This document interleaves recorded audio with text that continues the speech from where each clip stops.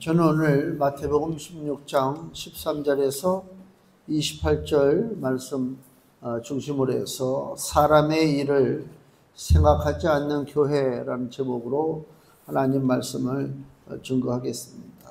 이 마태복음 16장 모르는 사람이 없는 귀한 말씀, 너희는 나를 누구라 하느냐 하는 예수님의 질문에 대한 얘기는 2000년 전에 베드로와 제자들에게만 하신 말씀이 아니라 오늘 이 땅에 사는 우리들에게도 예수님이 질문하시죠. 너희는 예수를 누구라고 하느냐?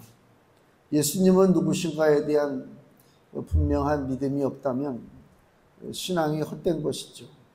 그러니까 신앙은 세를 과시하는 게 아니에요. 우리는 무슨 야구 경기장에 응원단들이 있잖아요. 이게 팀마다 갈라져가지고 확 응원하잖아요. 누가 더 신나게 노래 부르고 소리 지르고. 우리 한국이 더 극성스럽다고 그러잖아요. 신앙은 이렇게 모여서 세를 과시하고 소리 지르고 그게 신앙이 아니고요. 개개인이에요. 개별적인 거예요.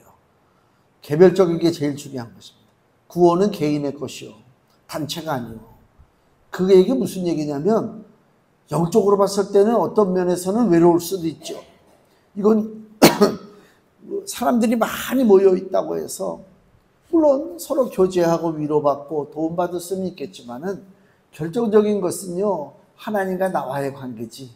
옆에 사람이 어떻게 해준다고 될 문제가 아니죠. 구역에서 어떻게 해주고 한동안 셀이라고 하는 것도 많이 유행했죠. 셀 조직에서 어떻게 하고. 그건 인간의 생각이고요. 하나님과 나와의 관계, 내가 하나님을 어떻게 받아들이고 있느냐, 예수 그리스도를 어떤 분으로 내가 믿고 따르고 있느냐, 이게 결정적인 중요한 문제란 말이에요. 그게 안 됐으면은 껍데기는 예수 믿는다고 하고 돌아다니고 성경책 읽고 찬송하고 있지만은 예수에 대한 분명한 신앙 고백이 없으면 그 사람은 위선자가 되는 거예요. 신앙의 가면을 쓰고 산다면 위선자. 보면은 그 야구장에 응원하는데 이렇게 동물들 탈 쓰고 나와서 응원하더라고요. 각 팀마다 보면은 그 팀의 마스코트 이렇게 그걸 뒤집어 쓰고 보면은 굉장히 활발하죠. 사람들한테 가서 끌어갖고 사진도 찍고 춤도 추고 막 그래. 그 사람이 이거 다 벗겨놓으면요 그렇게 못해요. 이거 뒤집어 쓰니까 이렇게 하는 거거든요. 신앙도 마찬가지. 신앙의 가면을 뒤집어 쓰고 있다. 위선의 가면. 그러니까 예수님이 누군지도 모르고 하나님의 법이 뭔지도 모르고 어떻게 믿는 것이 바른 믿음인지도 모르고 그냥 신앙생활하는 척만 하고 산단 말이에요. 뒤집어 쓰고 신나고 아주 열심내고 실상은 주님과의 관계가 딱 됐을 때 과연 그 관계가 칭찬받을 만한 관계냐. 예수님은 누구신가? 우리 스스로 우리 자신에게 한번 물어봐야 됩니다. 정답은 이거예요. 나를 구하기 위해 오신 살아계신 하나님의 아들이 예수님이잖아요. 나를 구한다. 나를 구원하기 위해서 오셨다. 나를 구원하는 것은 하나님께 속한 일이냐 사람에게 속한 일이냐, 그걸 제가 지금 얘기하고 싶은 거예요. 그래서 오늘 제목이 뭐라고요? 사람의 일을 생각하지 않는 교회라. 예수가 하나님의 아들로서 이 땅에 오셔서 우리를 구원하신 일은 사람의 일이 아니죠. 사람의 재주와 사람의 능력과 사람의 무슨 방법을 통해서 이루어진 일이 아니라 예수께서 이 땅에 오셔서 우리를 구원하신 일은 사람으로서는 상상도 못할 하나님만이 하실 수 있는 일을 예수님이 하신 거예요. 그게 십자가의 복음이잖아요. 그래서 여기 요한복음 5장 17절 말씀을 보시면요. 요한복음 5장 17절 예수께서 저희에게 이르시되 내 아버지께서 이제까지 일하시니 나도 일한다. 하나님 아버지가 일하셔요.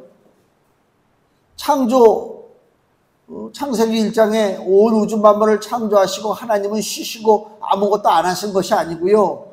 하나님은 계속 일하신단 말이에요.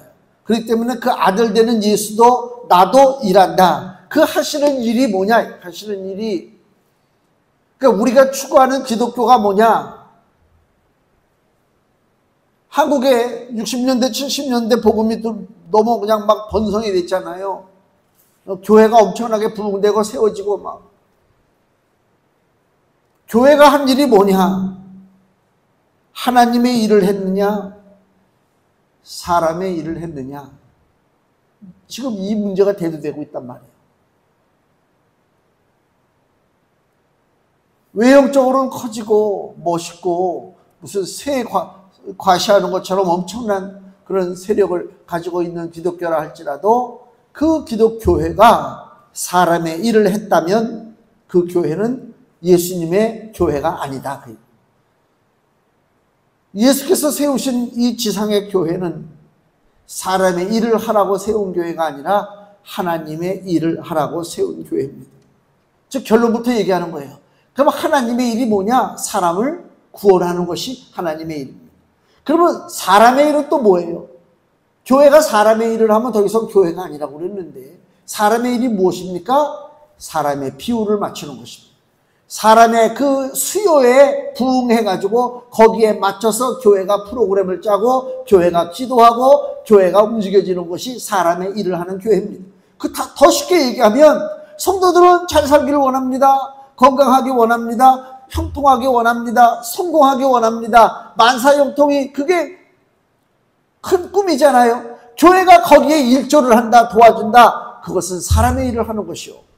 그렇잖아요.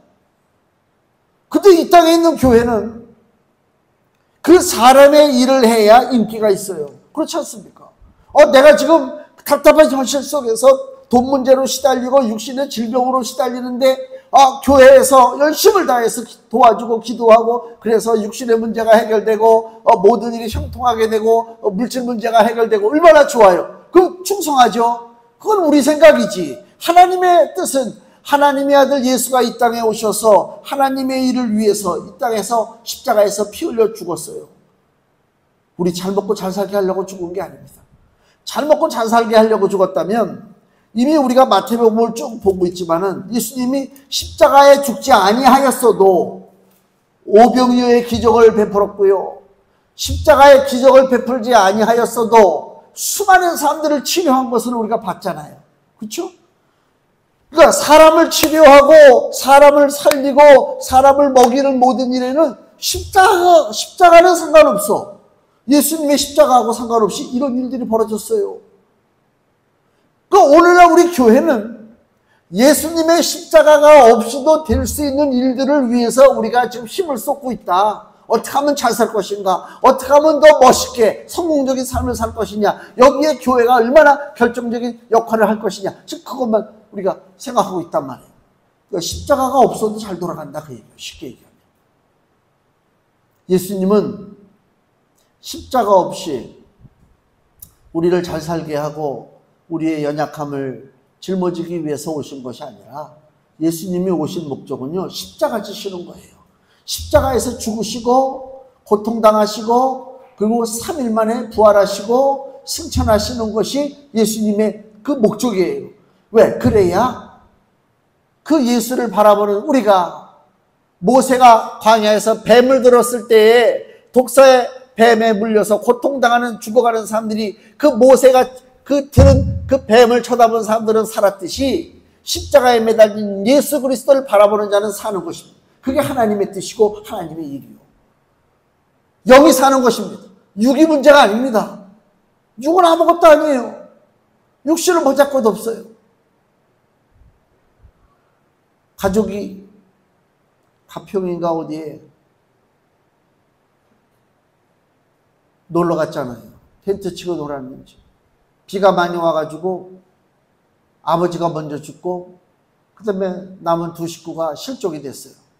어저께 뉴스 보니까 아들도 발견했다고 그러더라고요. 이제 엄마 찾으면 돼요. 뭘 느끼냐면요.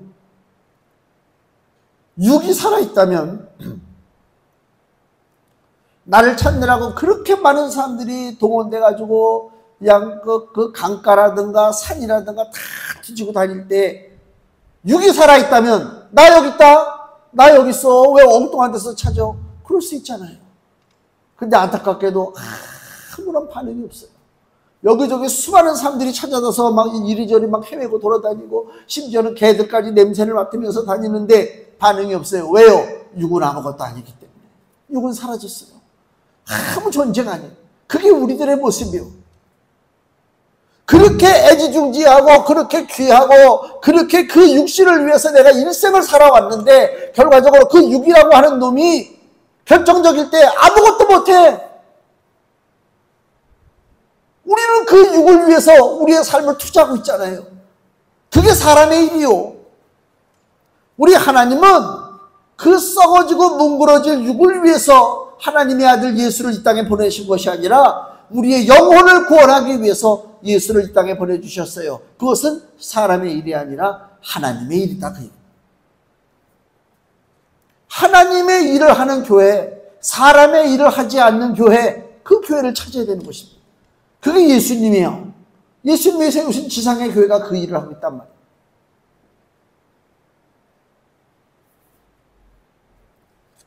하나님의 일을 하기 위해서 사람의 일을 하지 않고 하나님의 일을 하기 위해서는 교회의 머리가 되신 예수 그리스도가 어떤 분인지를 우리가 분명히 알고 넘어가야 된다. 예수님의 동네 사람들 있죠. 나사렛 사람들. 그 사람들은 예수님을 이렇게 보잖아요. 마태복음 13장 53절. 마태복음 13장 53절. 예수께서 이 모든 비유를 마치신 후에 거기를 떠나서 고향으로 돌아가사 나사렛으로 가신 거예요. 저희 회당에서 가르치시니 저희가 놀라 가로되 이 사람의 이 지혜와 이런 능력이 어디서 났느뇨? 이는 그 목수의 아들이 아니냐? 그 모친은 마리아, 그 형제들은 야고보, 요셉, 시몬, 유다라 하지 않느냐? 그 누이들은 다 우리와 함께 있지 아니하냐? 이 사람의 이 모든 것이 어디서 났느냐 하고 예수를 배척한지라.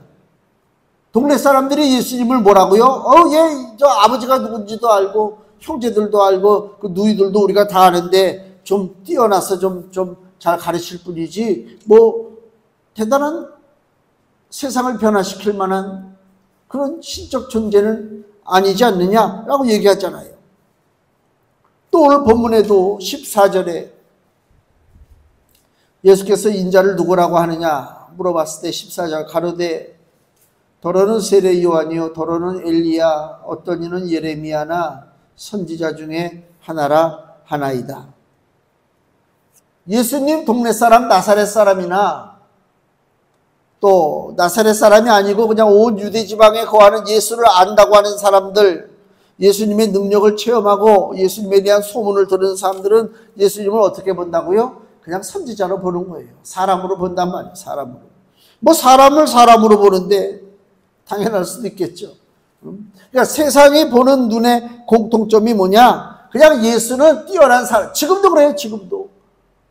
지금도 수많은 사람들이 예수를 어떻게 봐요? 그냥 뛰어난 사람이요.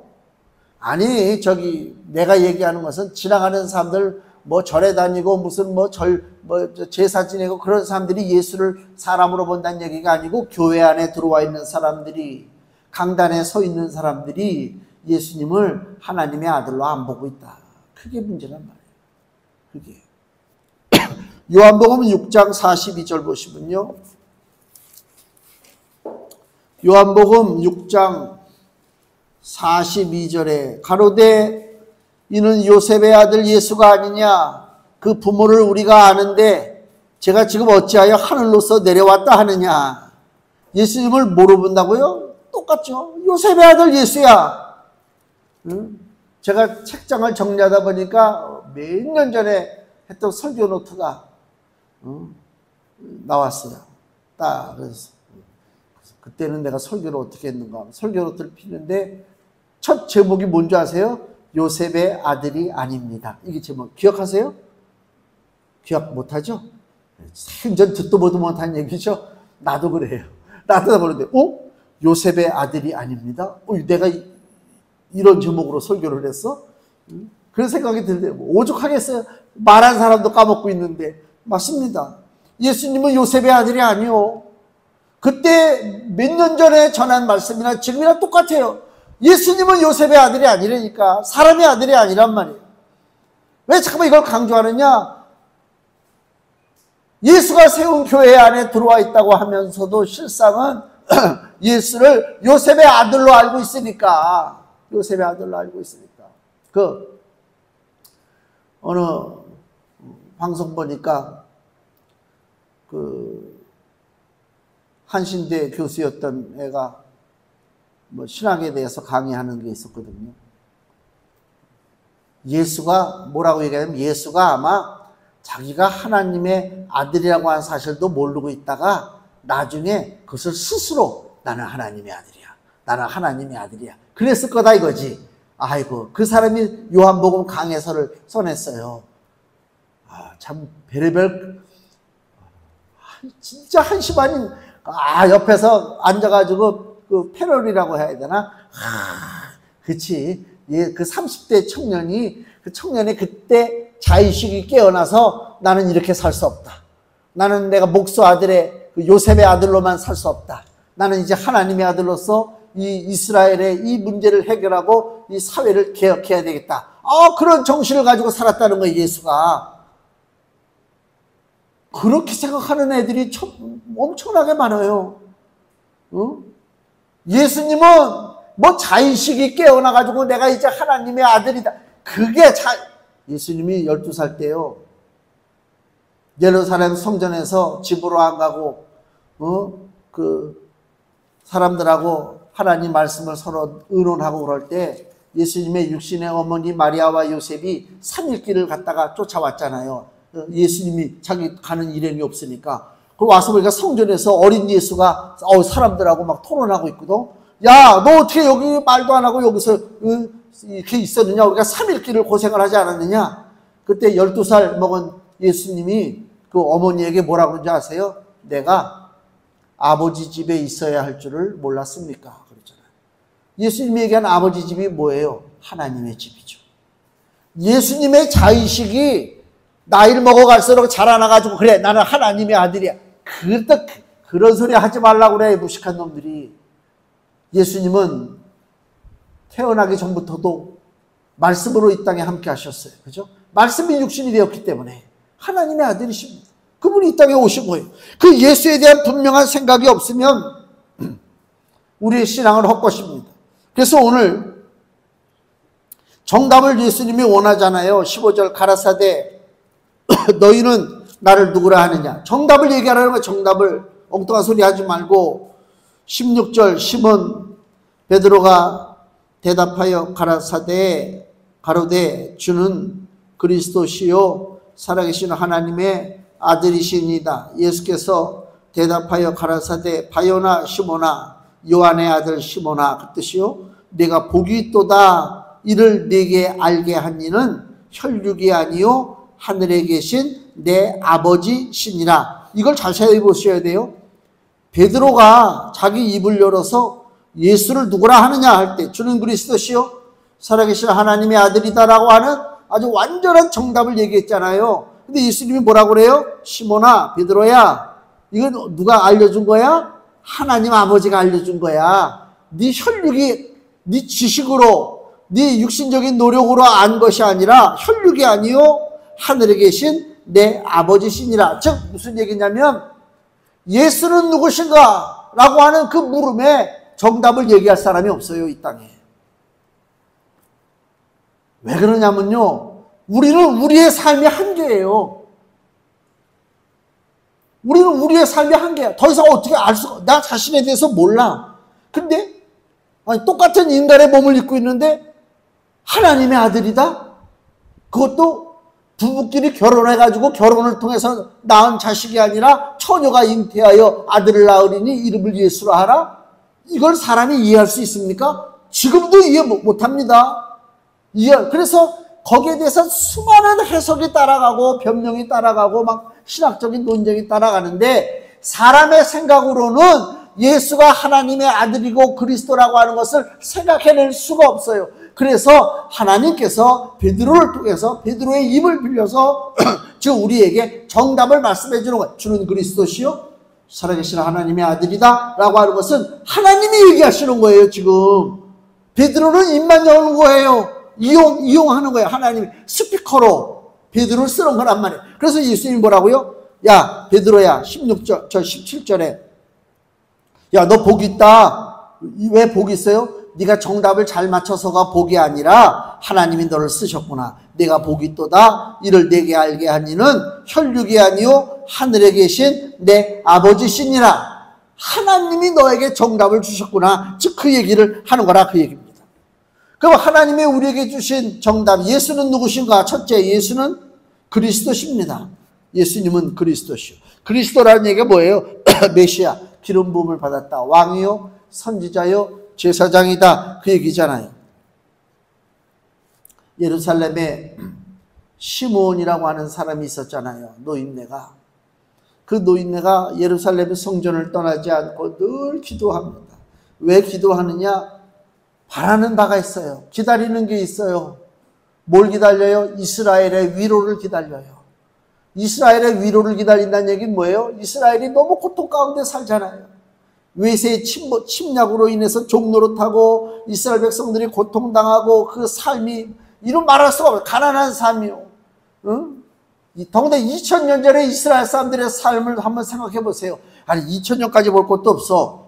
1960년대 70년대 우리 삶을 보세요. 어떻게 살았는가.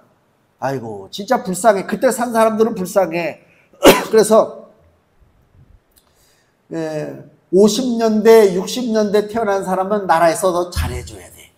그렇잖아요. 응? 기초연금도 많이 줘야 되고 고생들을 많이 했잖아. 지금 태어난 사람들도 뭐 죽겠다고 그러지만 야 지금 태어난 사람들은요 60년대 70년대 사람들이 어떻게 살았는지를 모르기 때문에 지금 죽겠다고 그러는 거예요. 저는요 고등학교 때 그때는 학원이 없잖아요. 그러니까 학교에서 여름방학 때 여름방학이 없어요. 고3은 잡아다가 학교로 와야 돼. 학교 와서 학교에서 선생님들이 과목별로 가르치는 거예요. 그 더운 여름철에 선풍기가 있어? 어림도 없지. 에어컨이 있어? 어림도 없지. 뭐 생수 같은 소리네. 생수가 어딨어. 저 운동장에 가면 수돗물 뜨끈뜨끈한 거 틀면 그거 먹어가면서. 근데 선생님이 너무 고생하잖아요. 그러니까 아이들끼리 반에서 그 학급비를 걷어가지고 선생님을 킨 사이다를 사줬어. 그때는 킨 사이다가 유행했는지. 킨 사이다를 선생님이 사가지고 교탁에다 딱 올려놓고 있잖아요. 우리는 그 킨 사이다만 바라보고 있는 거야. 얼마나 시원할까. 예? 그런 시대에 살았단 말이에요. 지금은요 애들 자판기 있죠. 중고등학교 자판기 있나? 하여튼 뭐 그래 먹을 게 넘치는 세상에 살고 있다니까. 그렇게 어려운 시대요. 2000년 전에 이스라엘 사람들의 삶은 뭐 말할 것도 없어요. 말할 것도 없어요. 고통당해요. 그 고통의 원인이 뭐냐? 이스라엘이 죄를 졌기 때문에 그래요. 하나님 앞에 바로 서지 못하고 죄를 졌기 때문에 국가가 멸망당하고 지금 노예 종노릇하고 있단 말이에요. 그러면 이스라엘이 위로를 받고 소망을 얻을 수 있는 유일한 방법이 뭐냐? 이스라엘이 죄를 회개하는 거예요. 어떻게 회개하느냐? 새로운 메시아, 하나님 메시아 그리스도가 오셨을 때에 이스라엘이 죄를 회개하고 그 메시아를 통해서 이스라엘의 소망과 구원의 역사가 일어났을 때에 비로소 백성들이 행복한 삶을 사는 거예요. 그거를 기도하는 사람들은 다 알죠. 그 당시에. 그래서 시므온이라는 사람도 예루살렘 성전을 떠나지 않고 이스라엘의 위로와 소망을 기다리고 있단 말이에요. 소망을 기다리고 있어요. 자, 누가복음 2장 25절을 보세요. 누가복음 2장 25절 신약성경 90페이지. 예루살렘에 시므온이라는 사람이 있으니 이 사람이 의롭고 경건하여 이스라엘의 위로를 기다리는 자라. 성령이 그 위에 계시더라. 저가 주의 그리스도 메시아죠. 바로 이스라엘의 위로가 되시는 그리스도요. 주의 그리스도를 보기 전에 죽지 아니하리라 하는 성령의 지시를 받았더니, 그래서 위로하심을 지금 기다리고 있는 거란 말이에요. 고통당하는 이스라엘을 구원하실 분이 누구냐? 메시아의 강림이요. 이게 구원의 역사잖아요. 이것이 위로란 말이에요. 우리 인생에 고난이 오고 어두움이 덮이고 비극적인 일들이 너무나 많이 우리 삶 속에 벌어지고 있는 세상에서 우리가 살아가고 있습니다. 아버지가 생일잔치 때 생일상 앞에다 놓고 자식을 총으로 쏴 죽이는 세상이 됐잖아요. 뭐 이런 말할 수가 없죠. 그런 60대들은 지원해 주면 안 돼. 요새 또 60대 애들이 너무 힘이 남아가지고 그냥 아주. 그 다음에 또 바둑 두다가 또 뉴스 보셨어요? 다 요새는 노인네들이 죄를 져. 바둑 두다가 또 칼 휘둘러가지고 또 다치지. 하여튼 그래요. 이 죄악된 인생이란 말이에요. 우리가 바라봐야 할 것이 뭐냐? 우리의 소망이요, 우리의 위로가 누구냐? 메시아 그리스도란 말이에요. 메시아 그리스도. 누가복음 7장을 한번 볼까요, 먼저? 누가복음 7장 11절. 이 내용이 나인성의 과부의 아들이 죽었을 때 예수님이 베푸신 은혜의 얘기잖아요. 누가복음 7장 11절 예수께서 나인이란 성으로 가실새 제자와 허다한 무리가 동행하더니 성문에 가까이 오실 때 사람들이 한 죽은 자를 메고 나오니 이는 그 어미의 독자요 어미는 과부라. 그 성에 많은 사람도 그와 함께 나오거늘 주께서 과부를 보시고 불쌍히 여기사 울지 말라 하시고 가까이 오사 그 관에 손을 대시니 맨 자들이 서는지라. 예수께서 가라사대 청년아, 죽은 아들이죠. 청년아 내가 네게 말하노니 일어나라 하심에 죽었던 자가 일어앉고 말도 하거늘 예수께서 그를 어미에게 주신데 모든 사람이 두려워하며 하나님께 영광을 돌려 가로되 큰 선지자가 우리 가운데 일어나셨다 하고 또 하나님께서 자기 백성을 돌아보셨다 하더라. 아멘. 너무너무 슬픈 현장 속에 예수님이 오셨어요. 예수님이 오셨어요. 그 예수님이 아시고 모든 상황을 누구한테 설명드릴 필요도 없어. 아시고 죽은 자를 살려줬잖아요. 사람들이 뭐라고요? 누가복음 7장 16절에 하나님께서 자기 백성을 돌아보셨다. 이게 바로 소망이요. 이게 바로 위로예요. 하나님이 자기 백성을 돌아봤단 말이에요. 우리가 하나님 백성이요. 하나님께서 우리를 돌아보시는 것이 하나님의 뜻인 줄로 믿습니다. 소망을 우리가 세상이 나를 돌아보고 세상이 나에게 돈 몇 푼 주고 내 인생을 책임질 것처럼 얘기한다고 하더라도 그거 소용없는 짓이요. 세상이 나를 책임집니까? 세상에서 나에게 돈을 주고 국가에서 나에게 연금을 주고 내 인생 모든 노후가 보장이 됩니까? 아니요. 인생은 그렇게 간단한 문제가 아니에요. 하나님께서 누구에게 위로를 주시고 누구를 돌봐주시느냐? 예수 그리스도가 메시아여 그리스도라고 하는 사실을 고백하는 자에게 하나님의 위로가 임하실 줄로 믿습니다. 우리에게 주시는 하나님의 위로, 구원 베푸시는 그 예수 그리스도, 그 예수님은 사람이 돼서는 안 돼요. 살아계시는 하나님의 아들이셔야 됩니다. 사람은 해결할 수가 없어요. 이스라엘을 죄와 사망에서 건져내시는데 이거 사람이 할 일이 아니잖아요. 왕이 할 일이 아니요. 사람이 하지 못할 일이요. 이런 놀라운 일은 종교 행위로 될 일도 아니고 무슨 윤리 도덕을 배운다고 될 일도 아니고 오직 예수 십자가 그 사건만을 통해서 우리에게 구원의 은혜를 주실 수가 있습니다. 그 십자가 사건을 이루시는 분은 사람이 될 수 없고 오직 하나님만이 십자가의 사건을 이룰 수가 있습니다. 요한복음 5장 22절입니다. 요한복음 5장 22절.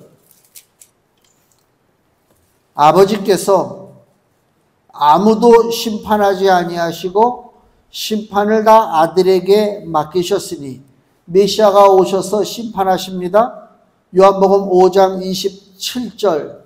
또 인자됨을 인하여, 하나님의 아들이죠. 인자됨을 인하여 심판하는 권세를 주셨느니라. 예수님에게 심판하는 권세가 있어요. 29절. 선한 일을 행한 자는 생명의 부활로, 악한 일을 행한 자는 심판의 부활로 나오리라. 아멘.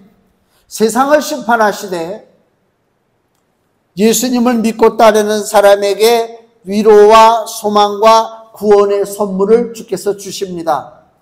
그분이 그리스도요, 그분은 하나님의 아들이십니다. 사람이 할 수 있는 일이 아닙니다. 각 나라마다 국가의 훈장 제도가 있잖아요.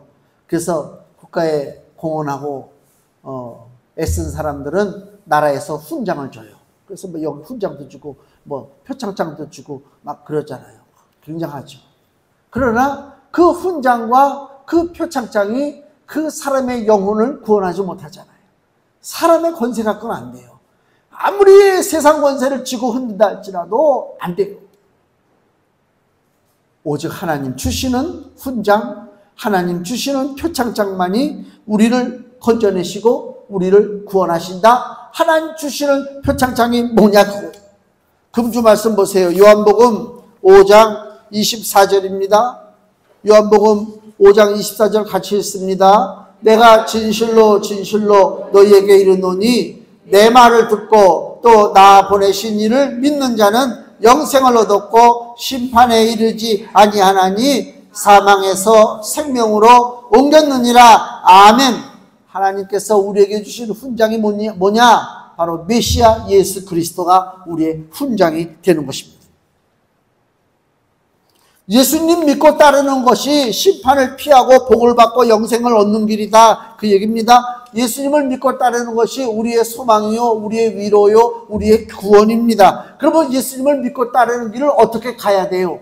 말은 쉽죠. 예수님을 믿고 따르면 돼. 내가 곧 길이요 진리요 생명이니 나로 말미암지 않고는 아버지께로 갈 자가 없어. 올 자가 없잖아. 예수님을 따라가야 돼. 어떻게 예수님을 따라갑니까? 그래서 지상에 예수님의 교회가 세워지는 거예요. 18절 우리 본문의 18절 말씀. 내가 네게 이르노니 너는 베드로라.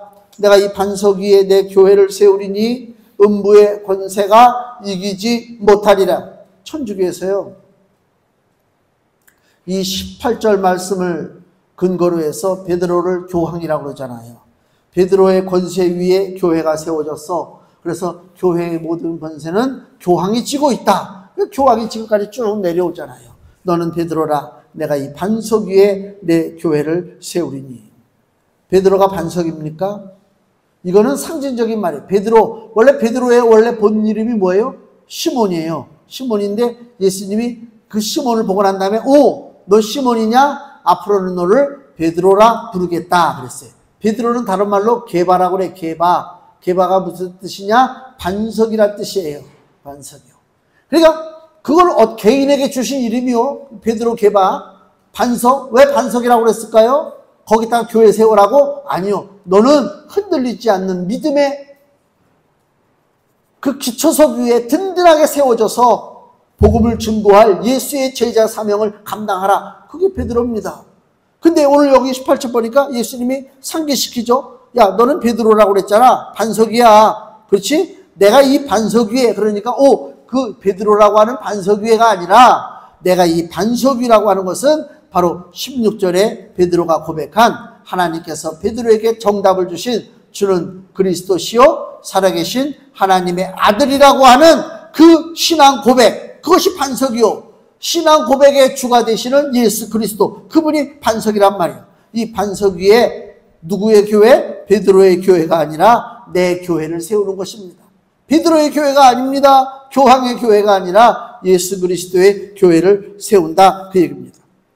베드로가 과연 완전하고 변함없는 반석이냐? 그건 아니잖아요. 여기 우리 본문에 보면은 22절 23절 보세요.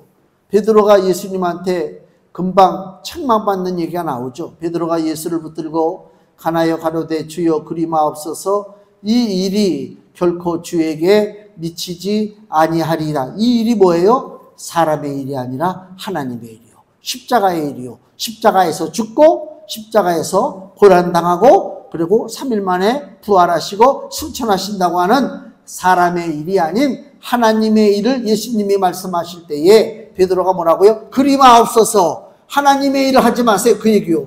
그러니까 23절 예수께서 돌이키시며 베드로에게 이르시되 사단아 내 뒤로 물러가라. 너는 나를 넘어지게 하는 자로다. 내가 하나님의 일을 생각지 아니하고 도리어 뭘 생각한다고요? 사람의 일을 생각하는도다. 그 얘기요. 베드로가 그렇게 칭찬받을 반석이라면 바로 예수님께서 베드로에게 사단이라고 얘기했겠습니까? 베드로는 약한 존재예요. 넘어지기 쉬운 존재예요. 나중에 예수님 붙잡히셨을 때에 예수님이 어떻게 되나 쫓아갔다가 어느 계집종이 너 예수님과 예수랑 함께 있었는데, 그때 베드로가 뭐라고 그래요? 막 예수를 욕하고 모른다고 부인하잖아요. 이런 연약한 베드로가 반석이 될 수는 없는 것입니다. 예수의 교회는 그리스도 신앙 고백의 반석 위에 온전하게 세워졌습니다. 그 세워진 교회는 18절에 기록된 것처럼 내 교회를 세우리니 음부의 권세가 이기지 못하리라. 음부의 권세는 마귀 권세, 지옥 권세입니다. 세상에 모든 곳에 마귀의 권세가 미치지 않는 곳이 없습니다. 사람이 있는 곳에는 다 마귀 권세가 있습니다. 사람들이 그럴듯하게 자기를 꾸미고 가면을 뒤집어 쓰고 아주 거룩하고 충성되고 헌신된 모습으로 살아가고 있지만, 그 사람 뒤를 한번 캐보기 시작하면 냄새가 납니다. 다 부패합니다. 부패하고 시기와 탐욕이 있어요. 요한일서 2장 16절에 있는 것처럼 모든 것이 육신의 정욕이요, 안목의 정욕이요, 이생의 자랑이라. 모든 이게 다 세상에서 나온 거예요. 하나님께로 온 것이 아닙니다. 모든 것이 다 썩었어요. 오직 한 곳 마귀 권세가 힘쓰지 못할 곳이 뭐냐? 예수께서 말씀하신 대로 예수님의 교회만 이 음부의 권세가 힘을 쓰지 못합니다. 왜 그러냐? 예수께서 그 교회의 머리가 되시기 때문에 그렇습니다. 그래서 본문의 21절, 이때로부터 예수 그리스도께서 자기가 예루살렘에 올라가 장로들과 대제사장들과 서기관들에게 많은 고난을 받고 죽임을 당하고 제3일에 살아나야 할 것을 제자들에게 비로소 가르치시니 아멘. 21절 말씀이 뭐라고요? 이게 하나님의 일이요, 이게 복음입니다. 이 하나님의 일, 이 복음에는 음부의 권세가 들어올 수가 없어요. 사람의 일을 생각할 수가 없어요. 이건 사람의 꾸며낸 얘기가 아닙니다. 사람은 상상도 못할 이야기입니다. 하나님의 아들 그리스도가 이 땅에 오신다고 하는 사실, 상상도 못할 일입니다. 오셔서 영광을 받으신 것이 아니라 십자가에서 고난을 받는다, 사람들에게 무시당하고 멸시당하고 죽임을 당하고 3일 만에 살아난다. 이건 사람의 일이 아니요, 하나님의 일이요. 이 하나님의 일을 반복적으로 외치고 전하는 교회, 음부의 권세가 절대로 이기지 못할 줄로 믿습니다. 마귀는요, 자기가 먹을 것이 있을 때 달려들어요. 먹을 것이 있을 때 달려들어요. 하나님의 일이 벌어지는 현장 속에는 마귀가 먹을 것이 없어요. 그렇지 않습니까? 우리가요, 주변을 청결하게 하고 깨끗하게 하면요, 더러운 것들이 꼬이지 않잖아요. 근데 음식물 흘리고 뭐 단 거 갖다가 사탕 뿌려놓고 날파리 날라 들어오잖아요. 똑같아요. 음부의 권세는 날파리와 같습니다. 21절에 기록된 십자가의 사건, 하나님의 일, 그 사람으로서는 도저히 생각할 수 없는 이런 일들이 반복적으로 교회에서 복음을 통해서 증거될 때에 그곳에는 음부의 권세가 전혀 자리가 없는 줄로 믿습니다. 여기 24절에 예수께서 제자들에게 이르시되 아무든지 나를 따라오려거든 자기를 부인하고 자기 십자가를 지고 나를 쫓을 것이니라. 자기를 부인하고 자기 십자가를 지래요. 예수님의 복음을 받아들이는 거예요. 예수님의 복음을 내 것으로 간직하고 산단 말이에요. 여기 25절 보세요. 누구든지 제 목숨을 구원코자 하면 잃을 것이요. 이걸 우리가 잘 봐야 돼요. 우리가 건강하게 살려고 애써야 되잖아요.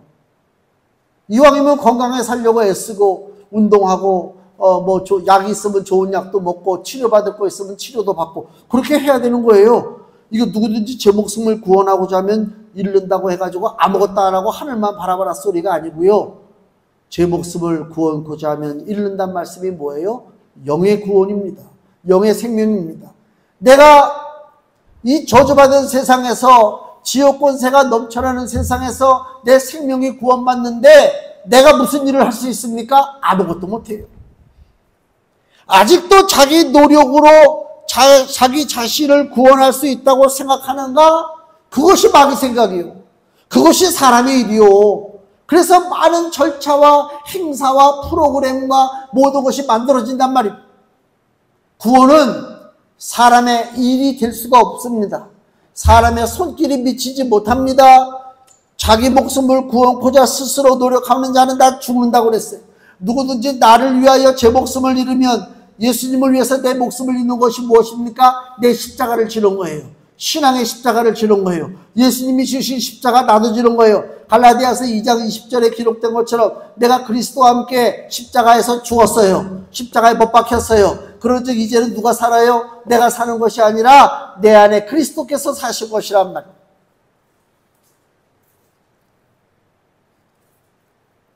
택한 자를 구원하는 것이 하나님의 일입니다.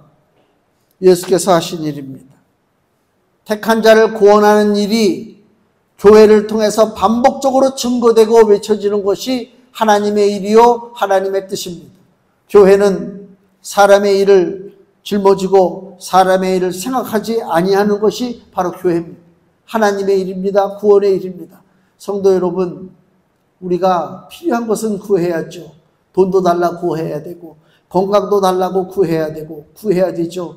가장 소중한 것이 뭐냐? 내 영의 구원, 내 완전한 나의 구원은 하나님의 손에 달렸습니다. 고백하는 것입니다.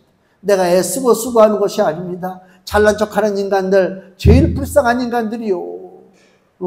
뭐가 된 줄로 알고 갑질하는 인간들 많잖아요. 우리 한동안에 그 유행했잖아요. 우리나라 뉴스에서 누가 갑질한다고 그랬잖아요. 못 들었나? 나만 들었나?